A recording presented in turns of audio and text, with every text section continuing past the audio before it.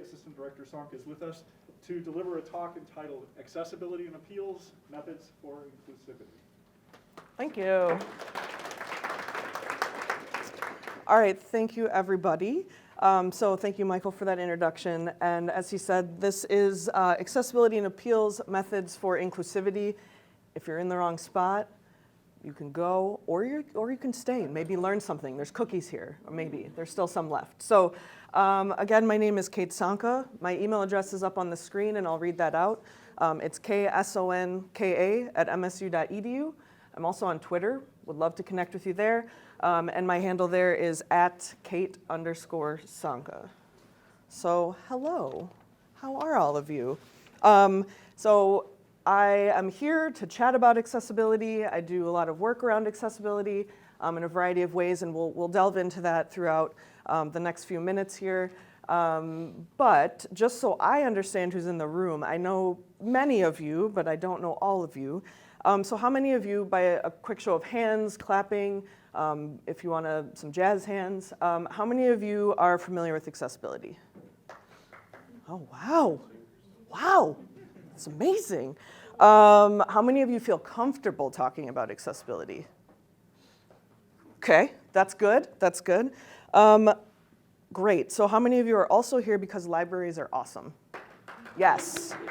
Also, cookies. Let's give it up for cookies. You should know that I'm not going to be super serious, as just evidenced by the last 30 seconds. So our agenda today, the welcome, check, done with that. We're going to work on framing our space. We're going to talk about words. We're going to talk about building the coalition. I'm going to give you a second to think about it for yourself. We'll do a little parting until next time, and then we'll have Q&A as part of this hour.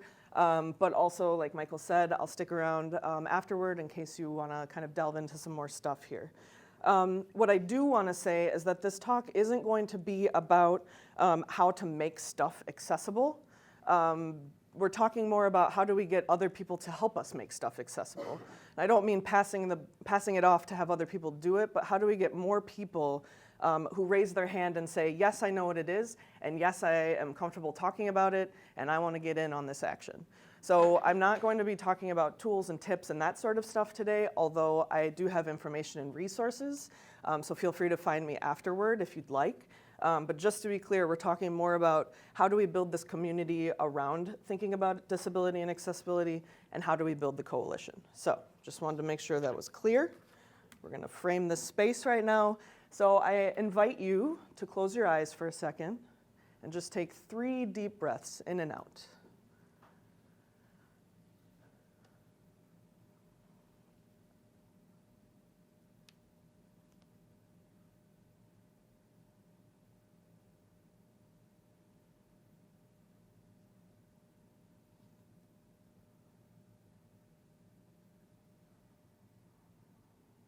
Beautiful.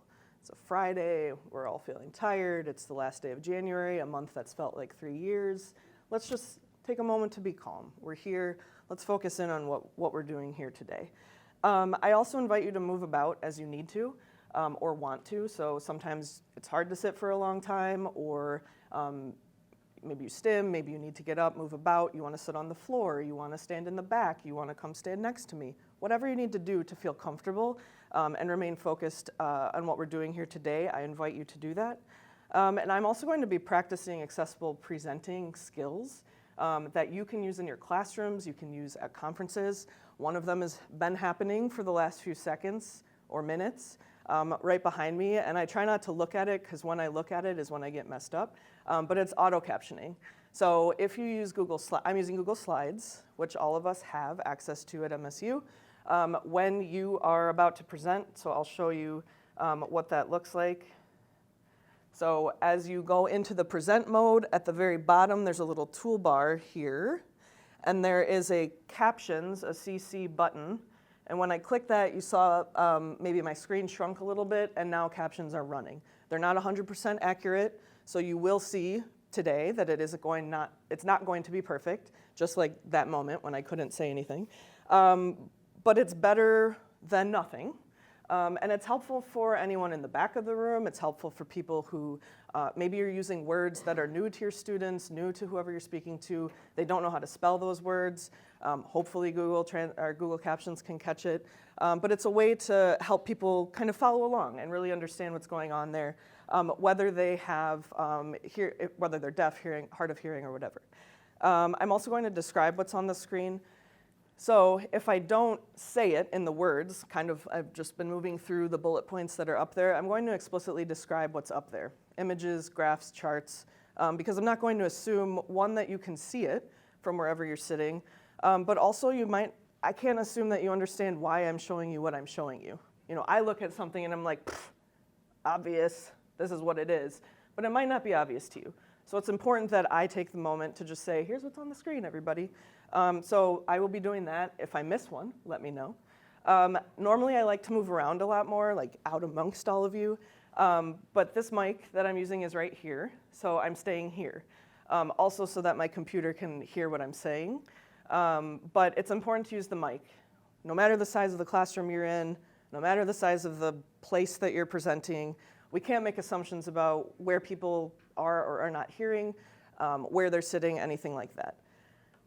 And because we don't have a portable microphone, towards the end, when people are asking questions, I'm going to repeat it into the mic so that all of you can hear it. Cool? Great. So think about those things for the next time you're talking to someone. Okay. On the screen, I have none other than Mr. Biggie Munn, my nephew dog, and he's giving a high five to somebody. So those of you that have seen me present about accessibility before, you've seen me do this. But I'm going to invite you to high five someone next to you. High five yourself. Give yourself a pat on the back. Everybody, do it. High five. Maybe even smile while you're doing it. Let's see some smiles. There it is. So I like to always start any talk around accessibility and disability by doing a high five exercise or just kind of a pat on the back, really to make you feel a little bit more comfortable with each other, maybe loosen up a little bit, smile, because sometimes you're not sure how to talk about these topics, or you feel nervous. You know, some of you that said, I don't really know if I'm not comfortable talking about this. It can be uncomfortable sometimes. So making sure we're in a space where we're saying, hey, it's all right, we're gonna have this conversation and we're gonna be happy about it. So that's biggie. Words. So as Michael mentioned, I have a degree in bilingual bicultural education. I also have an undergrad degree in Spanish from here. Adolfo is over in the corner, of course, and there's some other Spanish faculty around. So words are important to me, and we know that words have power. So the first thing is that the word disability is not a dirty word. And there is an article and a lot of work around this. And actually the hashtag say the word, if you're on Twitter, is a movement that you can follow along with out of the disability community, saying use the word disability. When you're doing things like differently abled or other words that are a little bit more extreme, that's doing a disservice to the word disability. It is a word. The disability community uses it. We can say it. It's okay. Also, we know word choice matters and it's political. So how many of you have heard the terms person first, identity first before? Okay. So person first language is putting a person first in a description. So something like person with a disability, person with autism. Identity first is putting the piece of the identity first, in this case disability, so disabled person, autistic person. You hear people use both, and it's a political choice on what people are using, specifically around the disability community. So a lot of individuals in the disability community are saying, disability is part of my identity. It is one of the things that makes me who I am. I don't want to be separated from it by saying I'm a person with this. I am a person, but this is also part of my identity. So you'll hear me using both today. And that's partially because of, depending on who's in the room, I don't know all of you, I don't know where you're at in these sorts of conversations. Neither is necessarily wrong, but it's important for you to understand the choices you're making in the words that you're using. So putting that out there. There's more that we can say about that, but just be aware there are different ways that people talk about disability. And then the final one is A11Y. Who knows what that is? Okay. Can anyone tell me what it means? Just shout it out and I'll repeat it. Accessibility. Why is the number 11 there? Yes. Yes, there's 11 letters between A and Y in the word accessibility. So and it looks like ally. That's pretty neat. So on Twitter, we're limited by the number of characters we can use, and so that became the hashtag that a lot of people were using on social media and other places to be able to talk about accessibility. So if you are someone who's active on social media, if you search the hashtag A11Y, you'll be able to enter into a lot of these conversations around accessibility. So specifically, when I'm talking about accessibility, we are talking about accessibility as it relates to disability. So the word access doesn't have to mean something about disability or thinking about people with disabilities, right? It's access to a building. I don't have a key. But specifically what we're talking about when we're talking about this is designing products, services, digital spaces, course content that can be accessed by people with disabilities, right? So that's what I'm using that word for in this conversation, and what a lot of us do use that word for. Okay, now we're gonna move into building your coalition. So there are 6 methods that I use when I'm thinking about how do I build my coalition. So I have them up on the screen, and we're gonna go through each of these, but we have student success, social justice, universal design for learning, community impact, legal, and then business/ROI or return on investment is what that stands for. I'm gonna take a drink of water here. How we doing? Thumbs up? I see 1 thumbs up. 2, oh wow, okay, here they come. All right, student success, number 1, first thing on our list. Obviously, right? I mean, we are here at an institution. What else are we doing but working for and with and alongside our students? We want them to be successful. It's my personal belief, and many others I know, that if we're admitting students to this university, we believe that they can be successful. Whatever that looks like for them, whatever job they want, whatever discipline they're going into, we believe that they can graduate and be successful, right?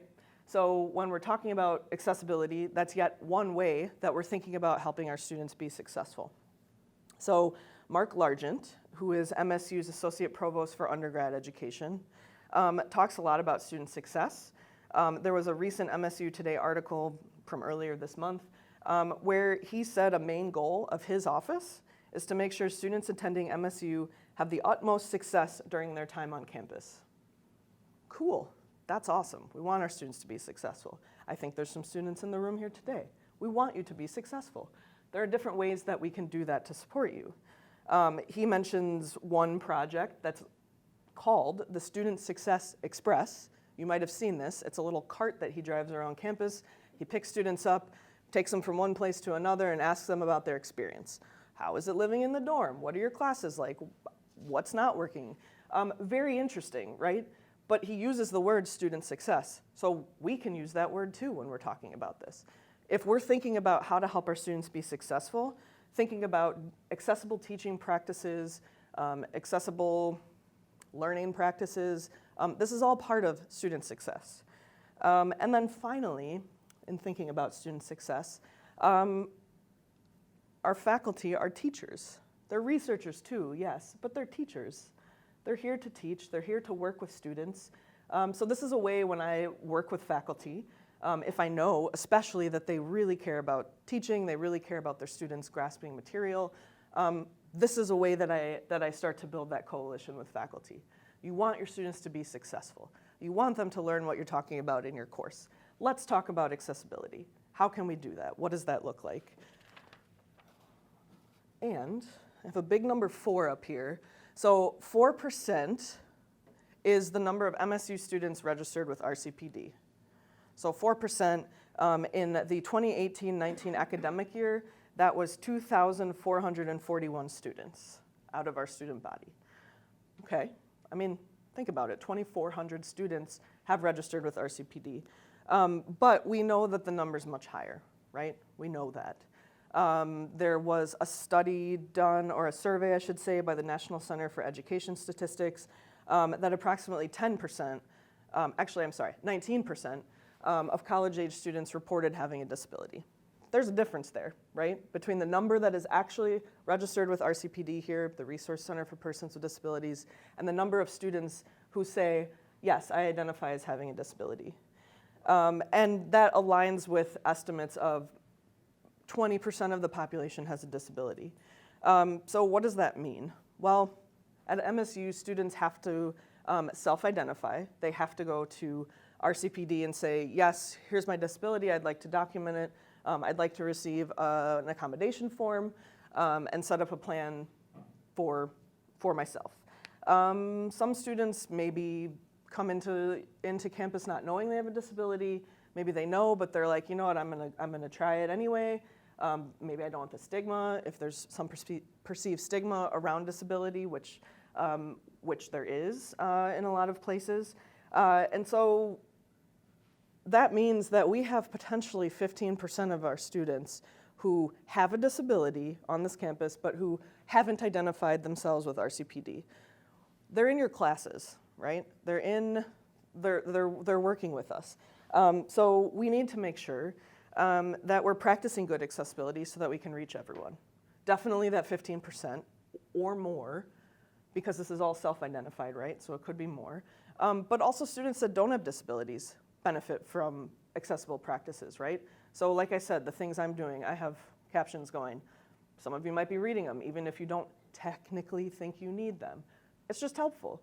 Or you appreciate that there's a microphone, right? So it's important that we're thinking about accessibility, and this is one of the ways that we can work around this with faculty, or work with faculty, I should say, around this. So the second one is social justice. Am I doing on time? Okay.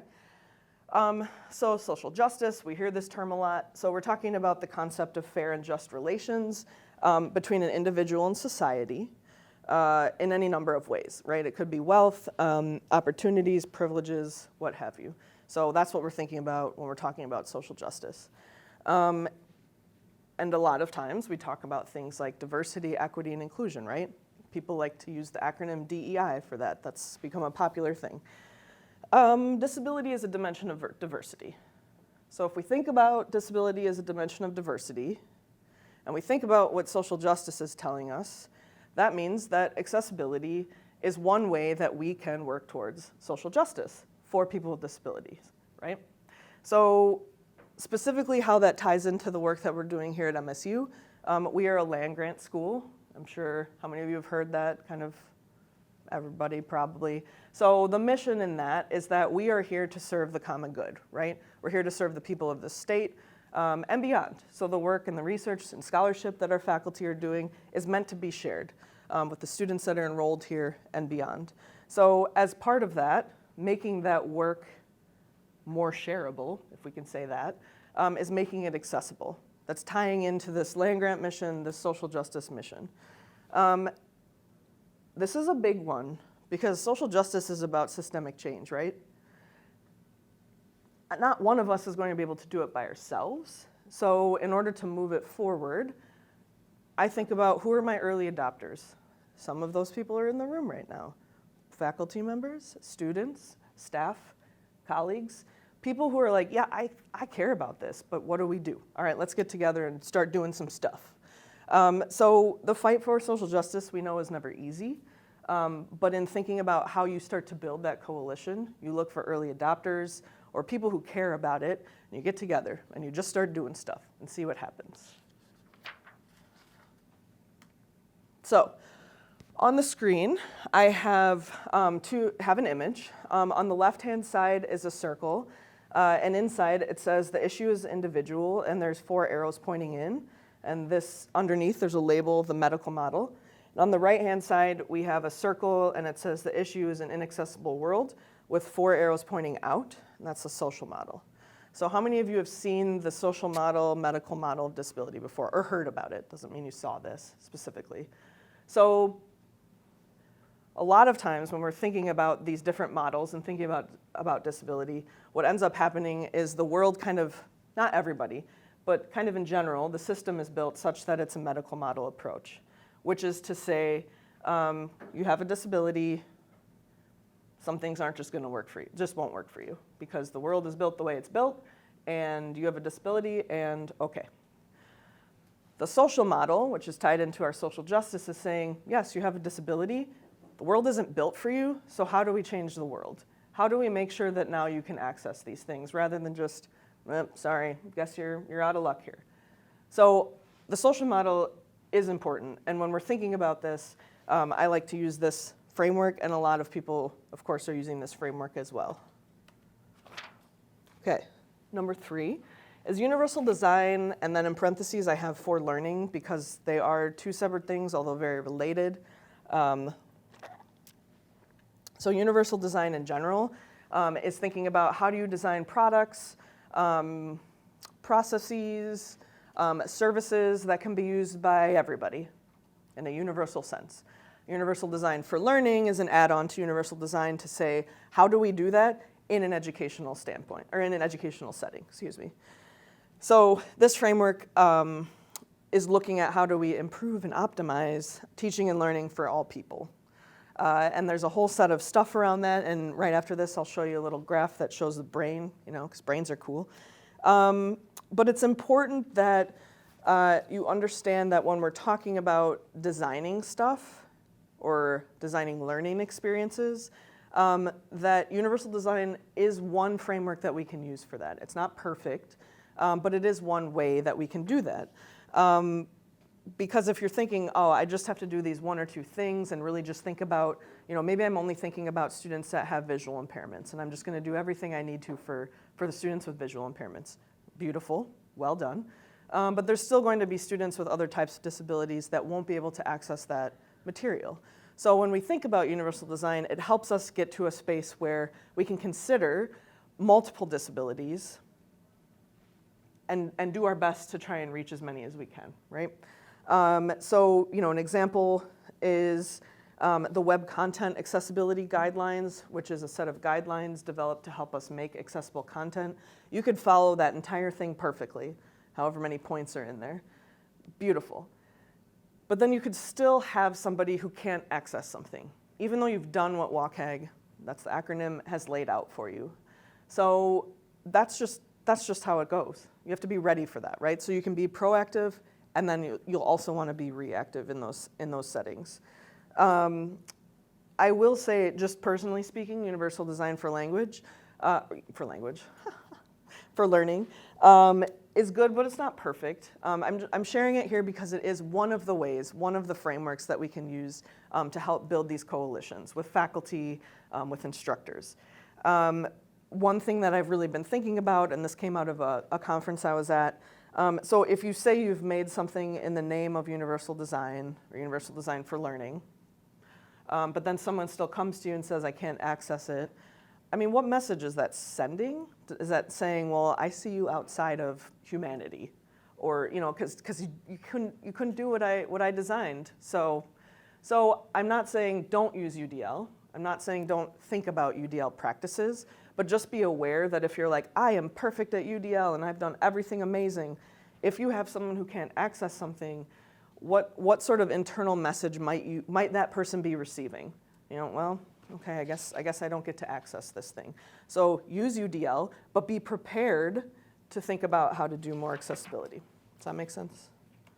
Okay, on the screen, I won't read through all of the words up here because we don't necessarily need them all at this moment in time, but we have 3 images of the brain with different areas colored in, and I once had a colleague who is a neuroscientist look at it, and she said it was pretty good, so, let's go with it.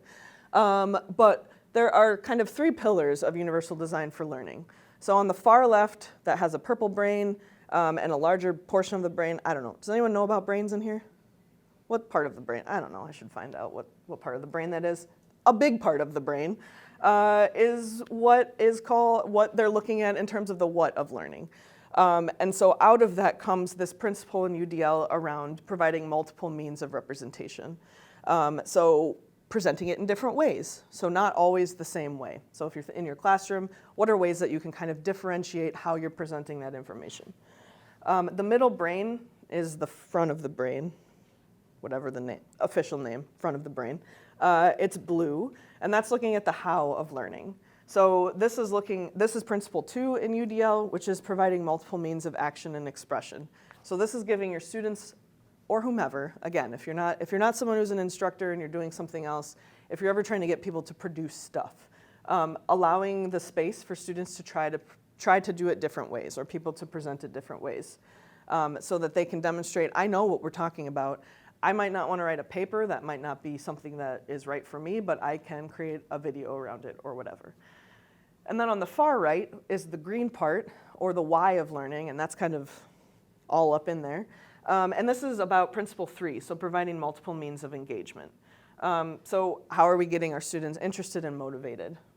This right now is not necessarily how I would always want to approach everything, right? Just standing up here and talking at you, but that's just where we're at right now. I might do other things, and we will have a little chance in a minute for you to talk to one another, for example. But you don't want to just only do one thing, right? Because there might be people out there who are like, I don't respond well in this setting. Or if this is a really important concept, you might want to try it a couple different ways. So it's a useful guide for thinking about different ways to engage learning and engage people in thinking about how do I care about accessibility. All right, community impact. Okay, so a really important phrase that I have to share, that I need to share is nothing about us without us. So how many of you have heard that phrase before? A few of you, great. So this is really crucial in the disability community, that when we're talking about disability, when we're talking about accessibility, we need to make sure that we have disabled people here with us, here talking about these things. Because this is why we're thinking about accessibility, right? Is we want to make sure that we have broader access for everybody. So it's important that when you're thinking about this work, you are bringing in the disabled community, the disability community. In terms of academics and thinking about community impact, there are different ways we can do that. So some of you might have heard of Open Educational Resources before, or OER. This is a beautiful movement to find ways to lower costs, AKA remove costs for our students to access materials. And here at MSU, we now have a new OER librarian. She's great. But this is a way in which we're creating materials, ideally accessibly, because they are mostly in digital spaces, that this is broadening our community impact. We're sharing what we have with a larger community. Really specifically, when I'm thinking about getting faculty, again, I work mostly with faculty, so that's why I keep going back to that, but think about what it looks like in your own work. When I'm thinking about how do I get faculty to care about accessibility as it relates maybe to community impact, I like to kind of say, hey, you do all this work, right? You do this research, you produce this wonderful scholarship. Don't you want more people to access it? Like, don't you want more people to see how awesome you are and all the stuff you're doing? Maybe you should think about making it accessible, because maybe right now there's people who can't access the work you're doing. So let's talk about making it accessible. So that's one way that I like to bring faculty into this idea around community impact. So number 5 is legal. Legal. Who likes talking about laws? Oh, yes, we have one hand in the back. Sarah, I love it. Okay. Who has heard of the Americans with Disabilities Act, or the ADA? Yes, 2 hands. Love that. Turns out it passed in 1990, so happy 30th birthday this year. So that's pretty cool. And this is, the ADA mandates that, I'm going to read this so it's very nice and succinct, public and private spaces be made accessible to people with disabilities. 30 years later, we're good at it, right? No. Oh, man. Okay. That's sad. So clearly there's still work to be done here, right?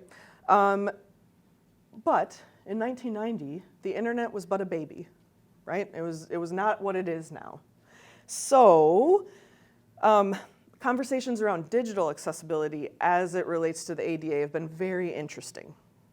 Because when it was written 30 years ago, the internet wasn't what it was now. So if you read the ADA, it doesn't say things like, websites will do this. And if you're a university, make sure msu.edu is perfectly accessible. It doesn't say stuff like that.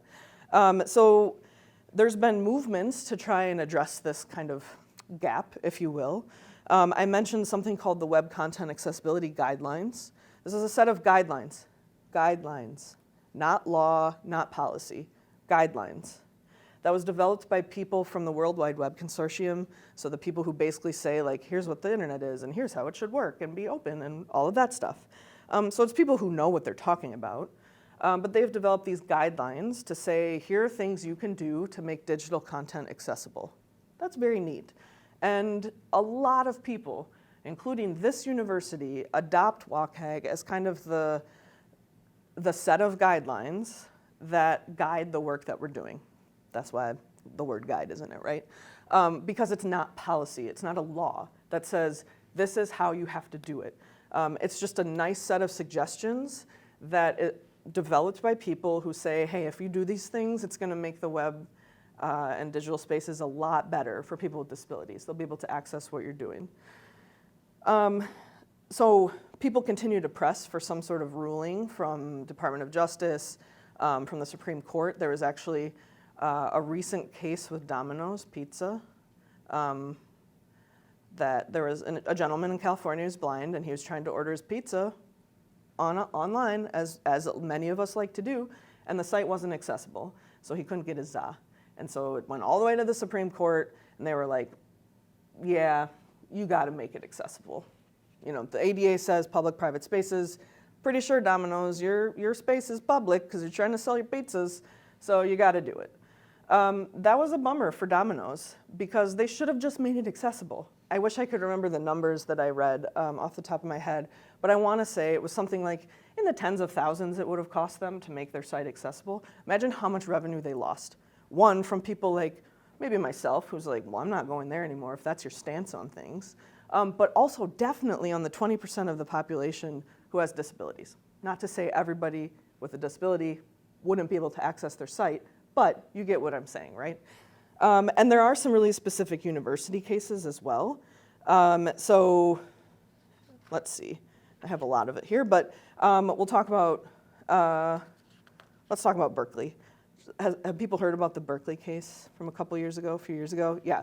So Berkeley, University of California, Berkeley, had tens of thousands of stuff, video lectures, presentations, other things, very neat things that Berkeley had on the web. You could go there and learn about stuff. That's neat. But it wasn't accessible in the sense that there weren't captions on there weren't transcripts on a lot of them or most of them. And so a lawsuit was brought against Berkeley saying, yo, you need to do this so that people can access your stuff. And Berkeley was like, you know what? No, we're just gonna take it all down. We're gonna take it all down from the public and the public can't access it now. What a loss, you know? I get it, there's definitely money attached to this, but what an interesting way for them to approach dealing with accessibility on their materials. Now, I was talking to somebody from the National Association of the Deaf, and they were like, it is a bummer, but also now it's equal. None of us can get at it, which was an interesting point and not wrong, but it's like, oh, yeah, that's a bummer. Everybody lost in that scenario, right? So that is one. If you're interested in more, I have a place that has a lovely list, a resource that has a lovely list of where you can catch up on some of these. And a lot of big names have been sued, right? A lot of big name universities. Harvard recently settled with the National Association of the Deaf. And I have 4 nice extensive bullet points here about what that settlement looked like and what they had to do in terms of making sure all their materials are captioned, submitting reports every 6 months to the National Association of the Deaf, the Disability Law Center, et cetera, et cetera. So legal is a thing. Lawsuits can be brought against any entity to say you have to make this stuff accessible. So that's one way that we might want to think about. We should do this as well, right? We should think about the fact that there are legal ramifications for making stuff accessible. Number 6 is business/ROI, which is return on investment. As I've said several times, and many of you know, estimates are 20% of the population has a disability. What I think is very interesting is that any of us can enter this group at any time. You think about other groups of, kind of around conversations around diversity, maybe not as many of us could enter a group at a certain time based on what we're talking about, right? But disability, any of us could enter at any time for whatever reason. So if you're a company, think of the purchasing power, right? Domino's, you just lost out on a lot of money with your case. If you're a university, what might that look like? I don't know, it could do things like impact enrollment. So if I go to msu.edu to enroll or to apply and I can't use the application portal, well, I guess I'm not going to MSU. Or if I want to apply for a job at MSU and I go to MSU's job site and I can't access it, guess I'm not going to MSU. That's a bummer for us. We're missing out on that diversity. And I mean, for the people in the room that maybe are in positions of administration or thinking about, big scale revenue, that's a loss of dollars for the university. If we really get to a point where we aren't able to admit students or students are being turned away, that's a loss. Also of opportunity, definitely of money, but also opportunity. Because we could say, hey, we're really good at accessibility, and don't you want to come study at MSU? And then now we're attracting more people, right? So there are interesting ways to think about this. And on the screen, some of you may have seen this before. This comes from Microsoft. They have an inclusive design toolkit. And I'm just going to read through these really quickly because I really think it demonstrates the fact that any of us can enter this group at any time. So there's 3 columns: permanent, temporary, situational, and then there's 4 rows. And those columns are aligned with the rows that say touch, see, hear, and speak. And then there's a little icon next to each one. So I'm going to go across the touch row. So permanent is 1 arm. Temporary is an arm injury. Maybe you broke your arm. Situational is a new parent, and there's someone holding a baby. Could also be grocery bags or something, right? So you're trying to unlock the key to your house and your hands are full. And in that moment, you're momentarily disabled from being able to open your door. The C row, permanent blind, temporary cataract, situational distracted driver. In the here row, we have permanent deaf, temporary ear infections, situational bartender, which is to say it's a loud environment. Maybe you can't hear someone trying to order or whatever. And then in the speak row, for permanent, we have nonverbal. Temporary, we have laryngitis. And for situational, we have heavy accent, which we don't have time to go into that right now. But I do have some problems with that one. So I'd love to someday brainstorm an alternative for that because, but yes. But that aside, my personal beef with that aside, the point is, in any moment, we can enter this group in a permanent, temporary, or situational way, right? So we have to think about that with our students as well. What might be going on in their lives, what might have happened recently, that's going to impact the way that they can access our course material or whatever it might be that maybe was not the case at the start of the semester. How are we doing? Most of you still have eyes that are open, so that's a win. All right, so I have these listed up here again. We've got student success, social justice, universal design, for learning, community impact, legal, and business ROI. I very intentionally put legal and business at the end because those are my least, I find those to be least powerful in talking about building a coalition around accessibility and sustainability, around accessibility and disability from a sustainable space. So most of us in the positions we are, if MSU is presented with a lawsuit, it's not against us as an individual, it's against the university as an entity. So me going to my pal John right here and saying, you gotta do it, John, otherwise we're gonna get sued, it's not going to be him, it's not going to be me, it's going to be MSU. So, So likely that one might not resonate with him as much. From a business ROI, again, it depends on where you are in the university. But if you're maybe not dealing in enrollment or hiring or whatever, that one doesn't really You're like, whatever, I already have 30 students in my classroom or 400 students in my classroom. I have things to think about right now. So the idea with all of this is that we're working to develop empathy and understanding towards this so that we can look for sustainable systemic change. So legal and business is up there, but it's not the one that they're not the ones I use the most, right? But they are part of this larger conversation. I have a very large table up here with selected projects and programs that I have worked on that have the 6 pillars, if you will: student success, social justice, universal design for learning, community impact, legal, business, and a variety of projects. And how many of them, all of them, have elements, more than one element. So hiring students, I hire students to work with me, and as do many others on campus. We're not the only ones, but that ties into things around student success, social justice, community impact. We're helping students learn about doing this work. We're working on systemic change because as more students learn, they go out, they can also do stuff. Technical term, do stuff. Visas, the Verified Individualized Student Accommodation Form. How many of you know what that is? Okay, this is something that RCPD issues to our students who do identify, self-identify. And if you're a faculty member, you've probably gotten one before, where it might be things like more time on tests. I've gotten one before for students to be able to wear, a student to be able to wear sunglasses in class because of migraines or light sensitivity. So there's any number of things, right? But these are tied to student success. These are about social justice and UDL because we're thinking about, okay, well, how might I adjust my assessments? You know, maybe it's not only tests, maybe there's other ways. And it's about legal, right? So that comes in. Studyway Silicon Valley, this is a program where I take students out to Silicon Valley for a week. We visit with a different tech company every day and talk to their accessibility groups and learn about what are you doing about accessibility Google? What are you doing about accessibility at wherever, Intuit?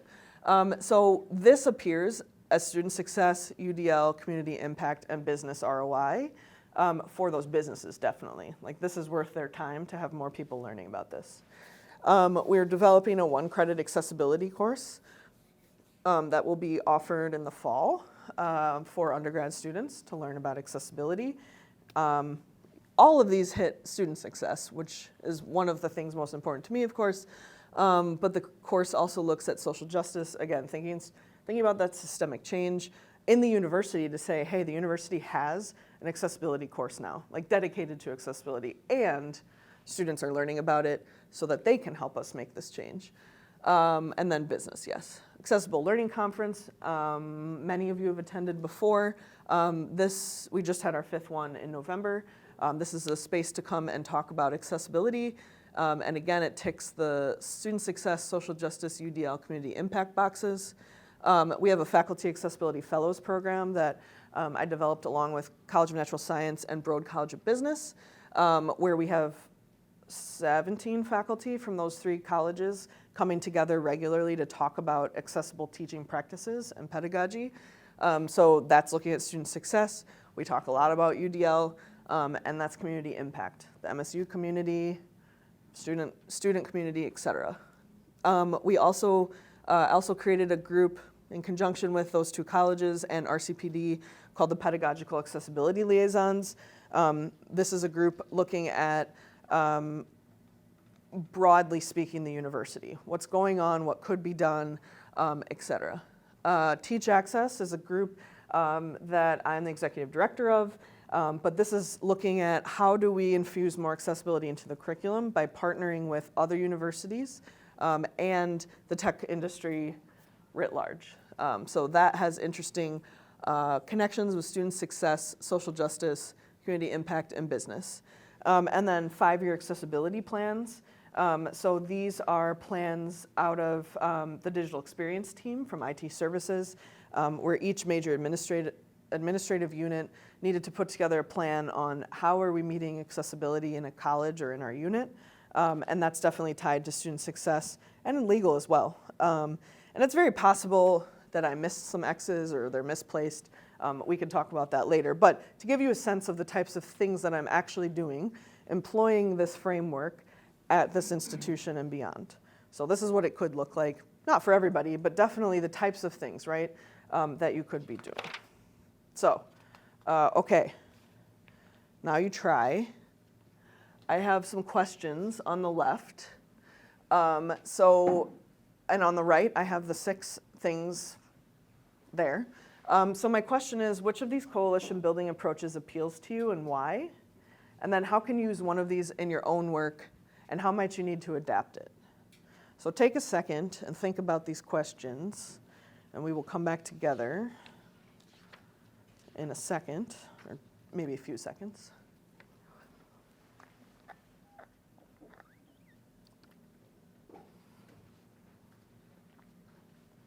If you feel like you'd like to talk to someone next to you, you absolutely are invited to do so.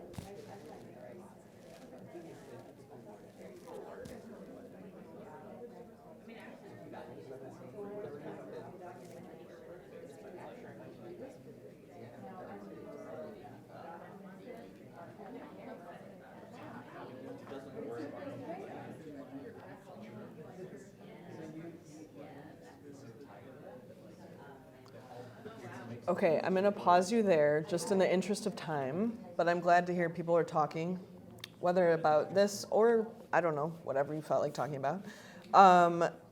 Does anyone feel very strongly that they would like to share about an approach that appeals to you, that you think you could use?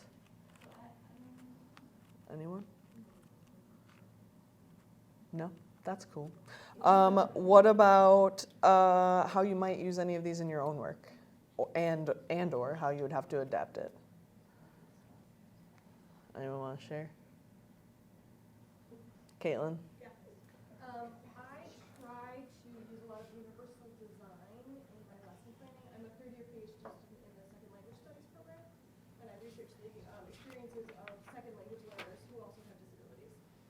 So we're trying to work on talking about, with, for example, undergrads who are going to be teaching languages to speakers of other languages, talking about how accessibility is something you don't often get in a typical language pedagogy course, and this is another layer that you have to think about in your lesson planning.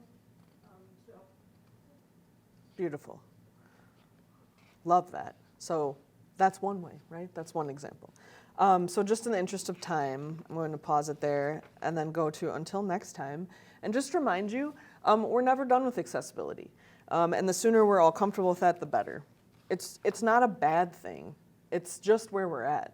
If we get to a space where we feel good about it, amazing. And then just be prepared that there's going to be a moment when you'll have a student or a colleague, a peer, come to you and say, yeah, you sent out that, that invite to something and I couldn't access it. Cool, let me work on that. Sorry about that, let's work on that.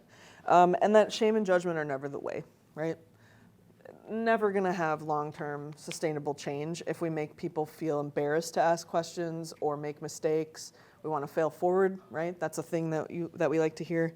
And then even if progress feels slow, it is happening. I've been here for 5.5 years, and when I first got here and was talking about accessibility, it felt a lot more kind of siloed. You know, just I'm over here talking with just these people, and then they're over here talking with these people. And now I hear it coming up all the time. in spaces around anything. You know, oh, we got to make sure that we ask if someone needs accommodations on this form for a workshop we're running, or what would this look like to teach with an accessible material in this online course or anything like that. I have Biggie back up on the screen, so give yourselves a high five. Someone next to you, because we did it.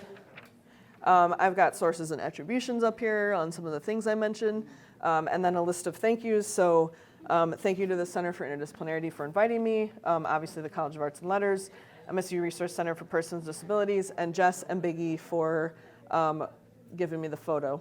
And we'll leave it at that. And my email address is up here if you have questions, and I will stick around.